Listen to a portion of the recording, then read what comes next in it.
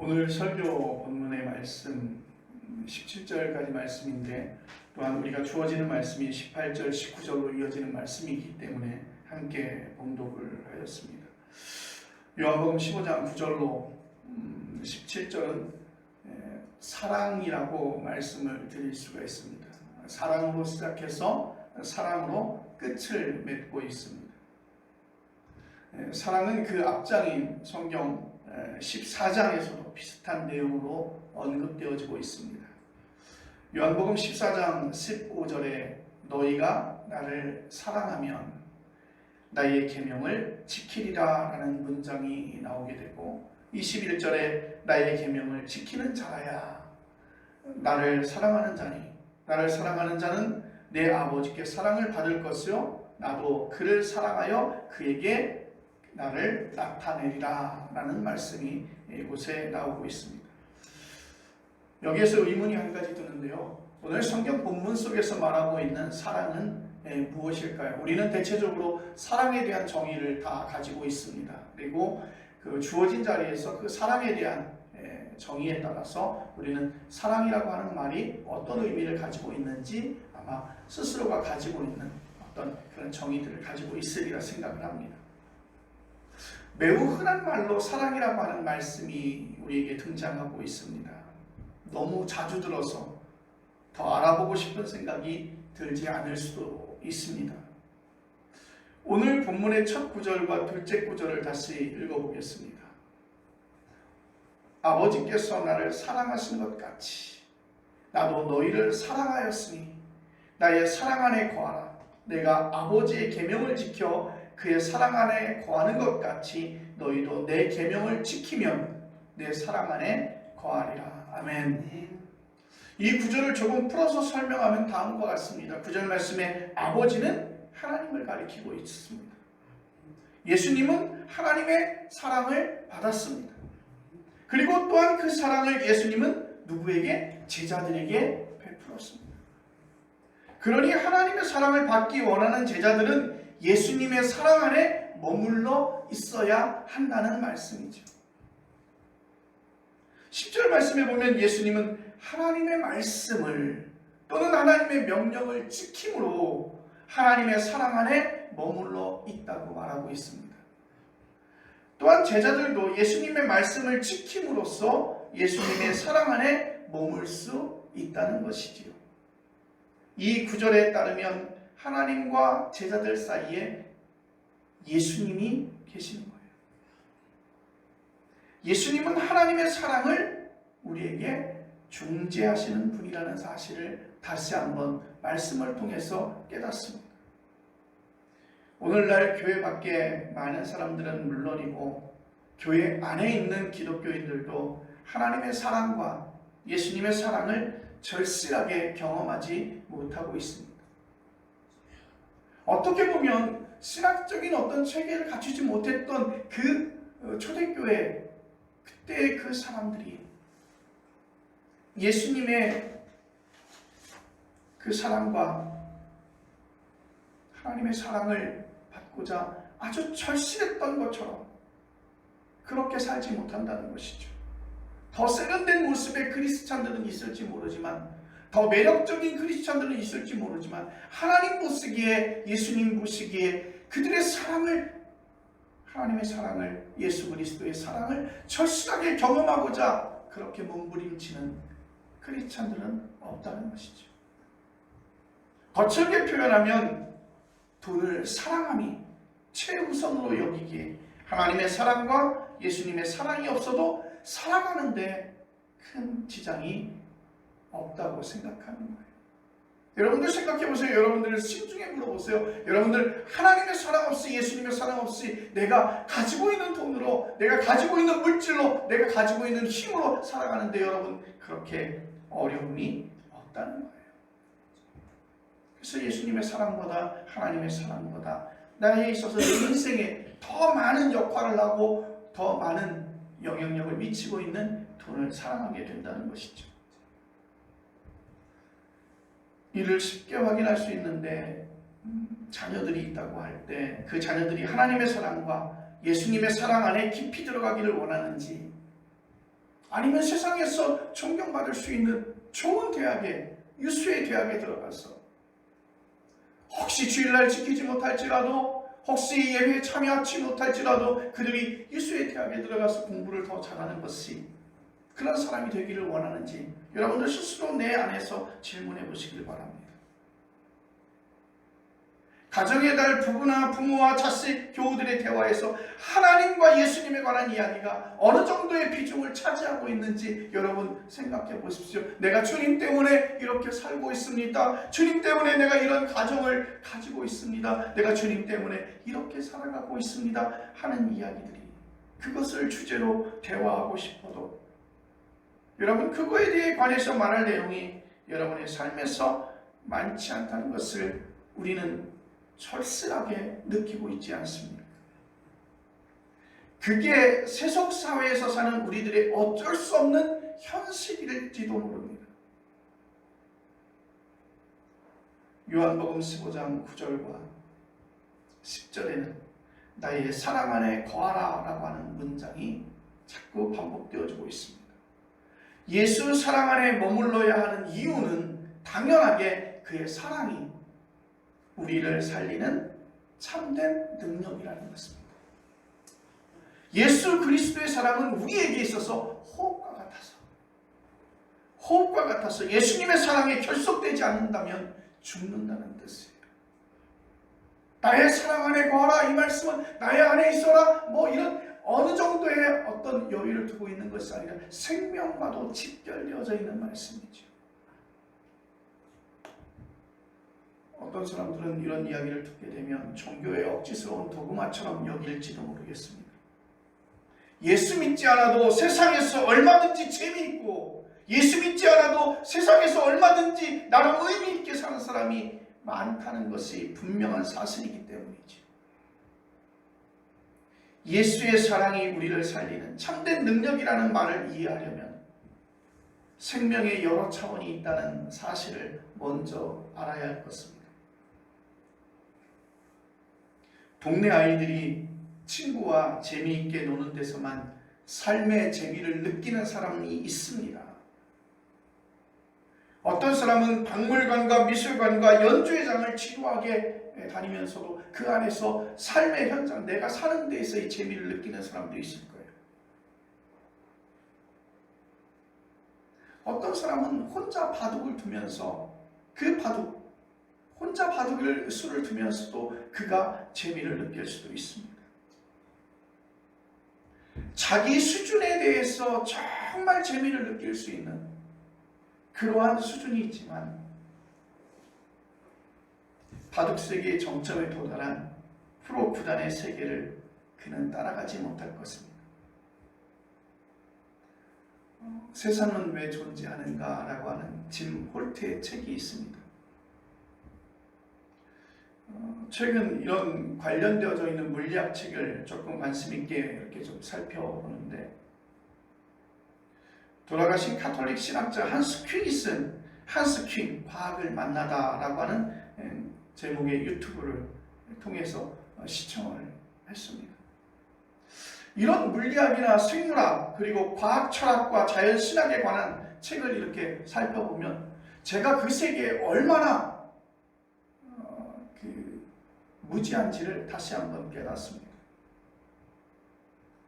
예수 사랑 안에 머물라고 하는 요한복음 기자의 그 진술은 우리가 그 세계를 모르고 그렇기 때문에 알기만 하면 제가 자연과학저서에서 새로운 차원의 삶을 경험하듯이 우리에게 생명의 새로운 차원을 열어주게 될 줄로 믿습니다.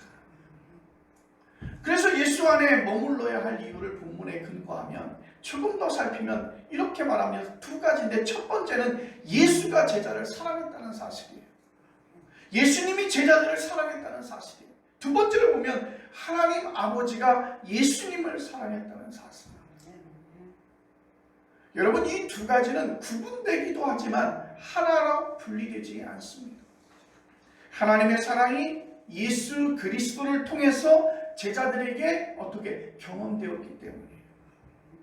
하나님의 그 놀라운 사랑이 예수 그리스도를 통해서 그 제자들이 하나님을 보지 못했지만 예수 그리스도를 통해서 하나님의 그 사랑을 그들이 경험했기 때문이라는 것이죠. 예수님께 경험되어 그가 그 안에 머문다는 하나님의 사랑이 구체적으로 어떤 것일까?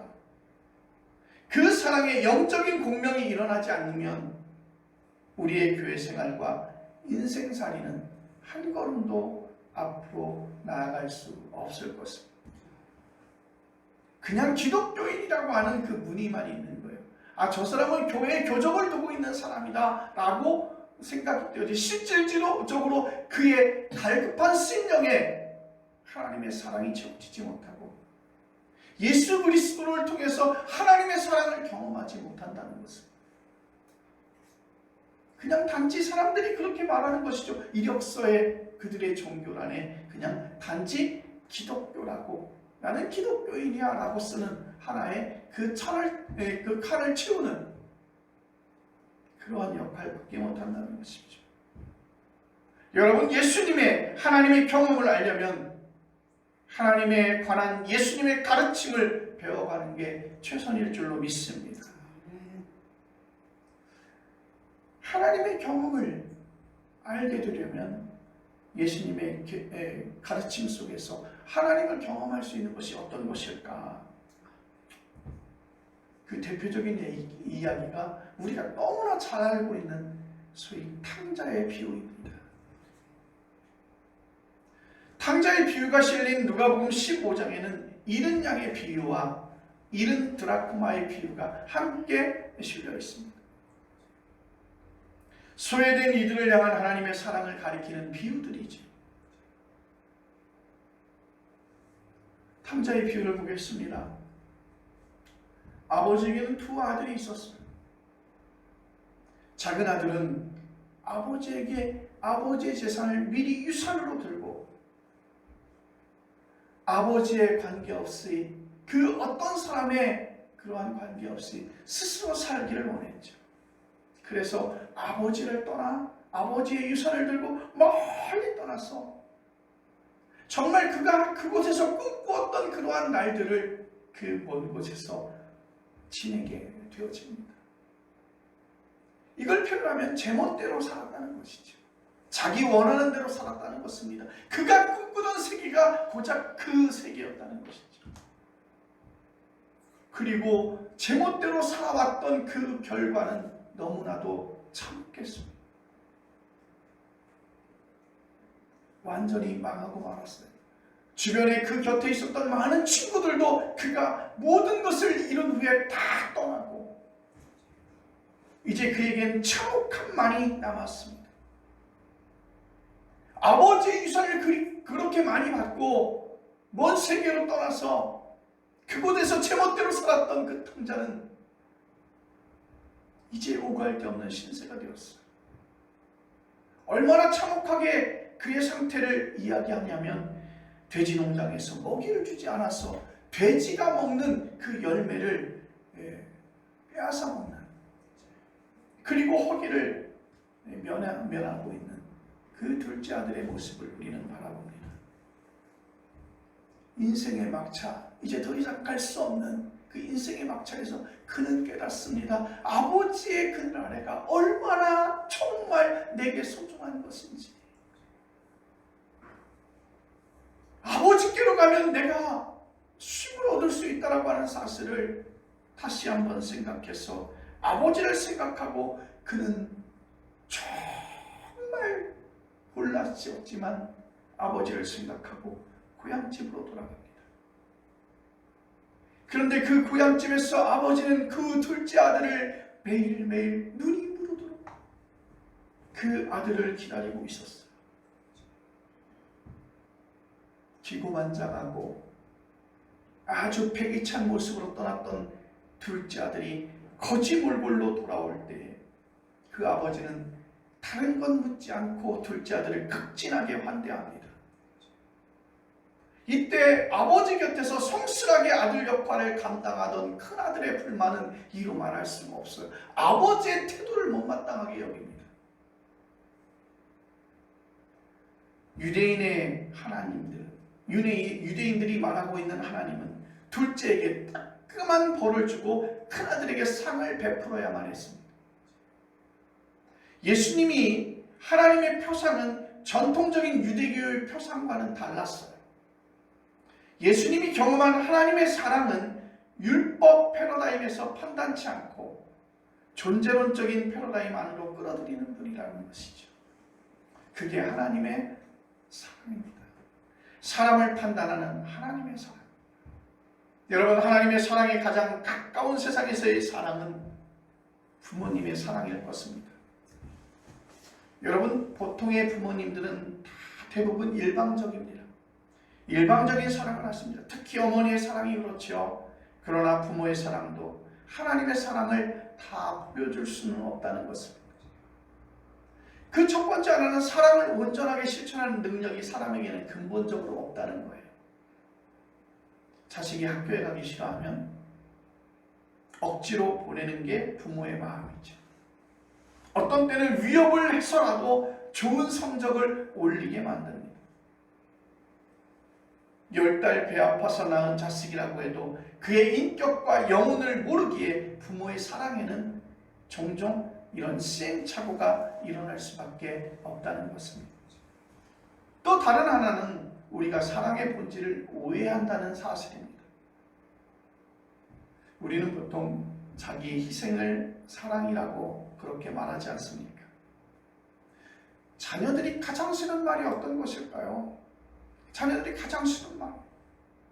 실제로 60년대, 70년대 부모님들은 많은 고생을 하셨어요.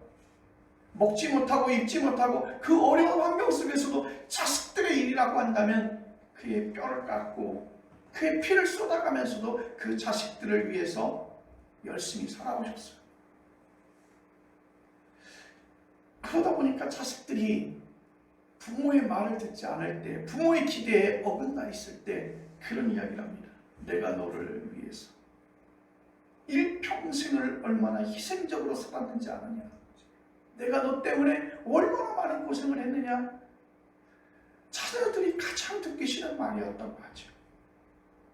고린도전서 13장 3절에 정복을 찌르는 말이 나옵니다. 어떤 말이냐면 내가 내게 있는 모든 것으로 복제하고 내 몸을 불사르게 내줄지라도, 여러분 잘 들으십시오. 내가 내게 있는 모든 것을 부지하고 또 내 몸을 불사르게 내줄지라도 사랑이 없으면 아무 유익이 없느니라. 여러분, 희생과 사랑이 일치하는 게 아니라는 것이죠. 과연 예수님이 경험한 하나님의 사랑은 어떤 것이었을까? 탕자의 비유에서 보듯이 하나님은 우리가 나락으로 떨어졌을 때 돌아갈 수 있는 고향집의 아버지와 같은 줄로 믿으시기를 바랍니다. 우리가 정말 어떻게 할 수 없는 그 인생의 막장의 그 자리에서 돌아갈 수 있는 그 고향집의 아버지와 같은 줄로 믿으시기를 바랍니다. 그리고 그 고향집에서 아들과 딸로 극진한 환대를 받지 않습니까? 하나님의 자녀로 환대받는다는 말씀을 깊이 묵상해 보시기 바랍니다. 성경은 하나님이 세상을 무에서 유로 창조하셨다고 그렇게 가르치고 있습니다. 그는 창조주 하나님이십니다. 여러분, 우리가 하나님의 사랑을 받는다라고 하는 말은 하나님의 창조 능력 안에 들어가도록 나는 허락을 받았다. 나는 하나님의 창조 능력, 하나님의 창조주, 하나님의 창조의 그 문을 들어갈 수 있는 그러한 취를 받았다는 것입니다. 그 창조의 능력은 세상에 가득합니다.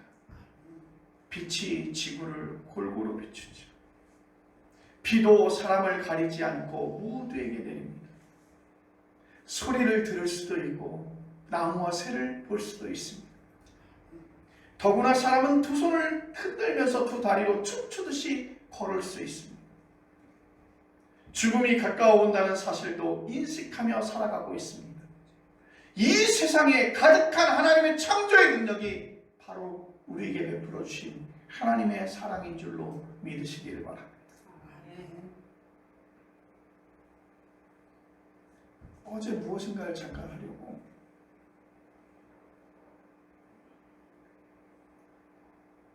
바라보고 있는데 예전과는 다르게 이 열십자의 그 피스 그 구멍을 잘 안 보이는 거예요. 물론 피스의 그 열십자는 보이지만 그 열십자가 어떤 모형을 하고 있는지 잘 보이지 않는 거예요.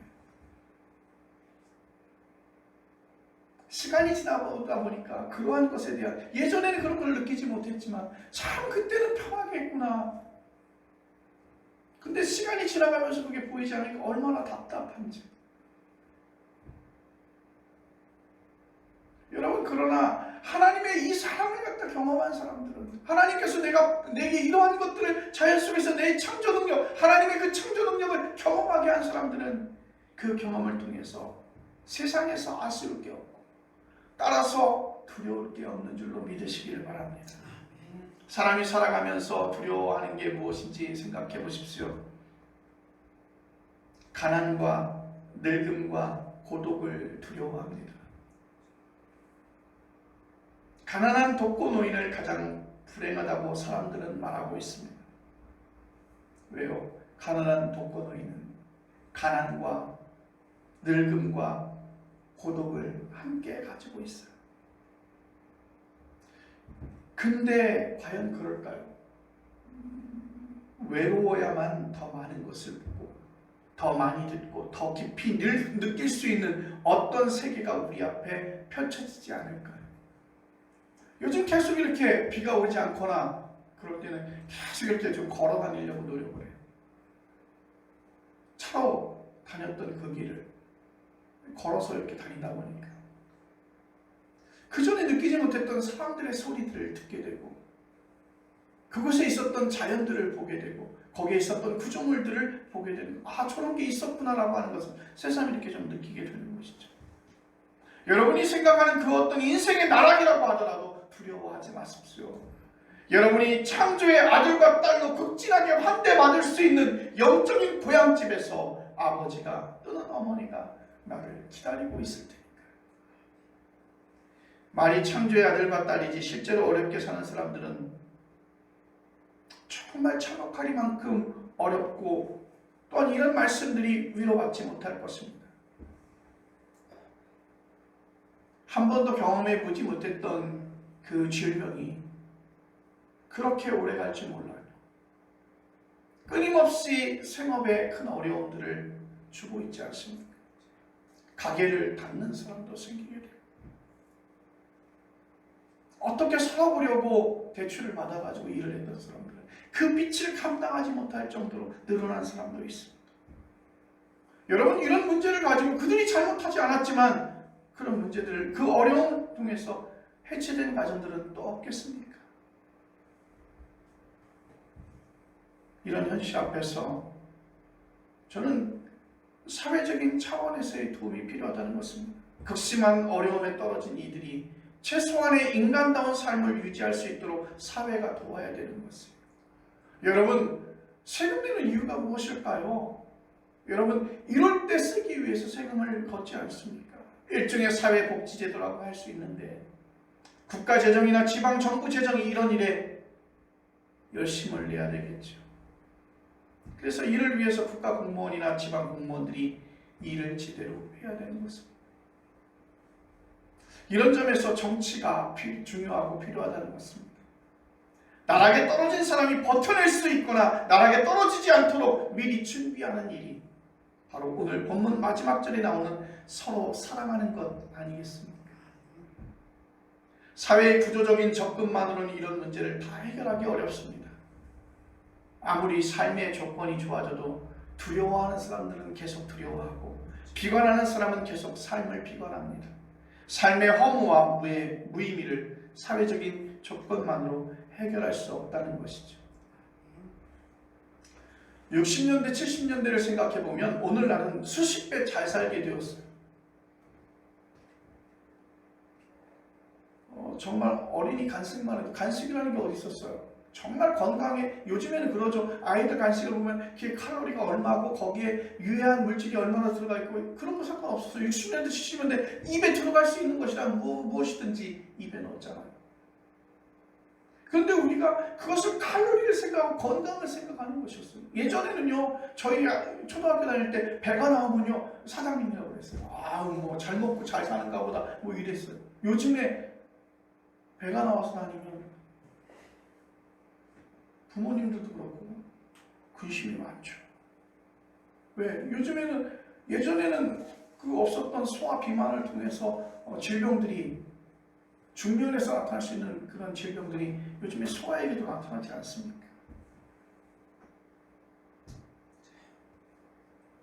근데 생각해보면 오늘의 청소년들이 제가 살았던 그 청소년기에 비하여 더 행복한지 저는 좀 묻고 싶습니다.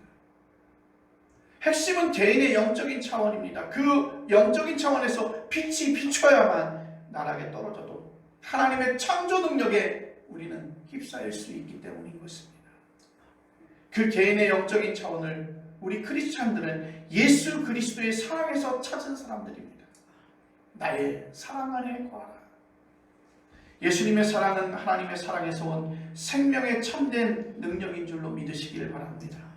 그 생명의 능력은 어떤 경우라도 손상되지 않습니다. 그 어떤 경우를 우리는 예수님의 십자가 사건에서 보았습니다. 십자가의 처형은요, 더 밑으로 내려갈 수 없는 인생의 끝자락 아니겠습니까? 인생이 끝장나는 운명입니다. 죽음의 판결을 내리는데 십자가의 그 형은 정말 더 이상 내려갈 수 없는, 그래서 죽음이라고 하는 사실 자체만이 아니라 세상에서 받는 그 모멸과 냉소가 십자가에 달린 사람을 파멸시키지 않습니까? 조롱받지 않습니까? 예수님은 종교적인 신성 모독자로 찍혔고 정치적으로 세상 질서를 불안하게 만드는 폭력군자로 내몰렸습니다. 그는 절망의 끝자락에서 결국은 죽게 됩니다. 그리고 매장되었습니다. 여기 예배를 드리는 분 가운데 자신의 인생이 십자가에 달린 30대 초반의 한 유대인 남자의 운명보다 더 불행하다고 말할 수 있는 분이 있겠습니까? 바로 그 예수가 제자들에게 내 사랑 안에 머물라고 말씀하신 것입니다. 이게 말이 되나요? 오늘 본문 11절에서 예수님이 정말 놀라운 말씀을 제자들에게 그리고 오늘 우리에게 하셨습니다. 십자가의 운명에 떨어진 사람에게는 나올 수 없는 말씀이지요. 내가 이것을 너희에게 이르면 내 기쁨이 너희 안에 있어 너희 기쁨을 충만하게 하려 함이라. 아멘. 여러분 놀랍지 않습니까? 내 기쁨이 너의 기쁨을 충만하게 한다고 하였습니다. 하나님의 사랑이 예수 그리스도를 기쁘게 만들었고 그 예수께 그 가지고 있는 그 기쁨이 제자들의 기쁨을 완전하게 한다는 것입니다. 여러분 이 말씀을 듣던 당시 제자들과 초기 기독교인들이 부럽지 않습니까? 저는 부럽습니다. 기쁨의 충만은 어두운 방에 작은 창문으로 빛이 들어와서 환해지는 것과 같이 생명의 비밀이라는 빛을 경험했을 때 주어집니다. 저는 그 빛이 감히 부활이라고 말씀드리고 싶습니다. 그 참혹한 환경 속에서 예수 그리스도는 그 십자가에서 죽으셨고 그 어두운 무덤 속에 갇히셨는데 3일 후에 한 줄기의 빛이 어두운 방에 들어오듯이 여러분 그것이 곧 부활 아니겠습니까? 예수를 생명의 근원으로 경험한 제자들은 자기를 스승이 억울하게 죽었다는 울분에 떨어져서 원수 갚는 일에 매달리지 않고 생명의 환희를 노래할 수 있게 되었는 것을 고백하고 있습니다. 여러분 그 기쁨을 여러분의 일상에서 경험하셔야 될 것입니다. 세상이 뒤죽박죽 형편없이 돌아가는데 무슨 생명의 환희와 기쁨을 말하고 있느냐? 또는 세상만사 좋은 게 좋다는 식으로 대하고 혼자만이라도 즐겁게 살면 된다는 말인가 하는 생각일 수도 있습니다. 십자가의 운명에 떨어진 예수가 내 기쁨을 말했다는 사실을 짓는 것으로 여러분 우리는 만족해야 할 것입니다. 그의 기쁨은 어떤 것이었을까? 탕, 그, 탕자가 아버지에게 받아들여졌을 때 느낀 그 기쁨 아니겠습니까? 그것은 깊은 나락의 자리에서도 나를 환대해주는 대상이 있다는 사실을 아는 사람에게 주어지는 기쁨입니다. 돌아갈 곳이 있는 것, 나를 환대할 곳이 있는 것, 나의 모습이 어떤가를 논하지 아니하고 나를 받아줄 곳이 있는 것. 그 사람은 무엇을 먹을까, 마실까, 입을까 걱정하지 않습니다. 죽어서 내 육체가 원수로 해체되면 어떻게 하지? 그런 걱정도 하지 않습니다. 십자가의 체험과 같은 원통한 일을 당하면 어떻게 하지?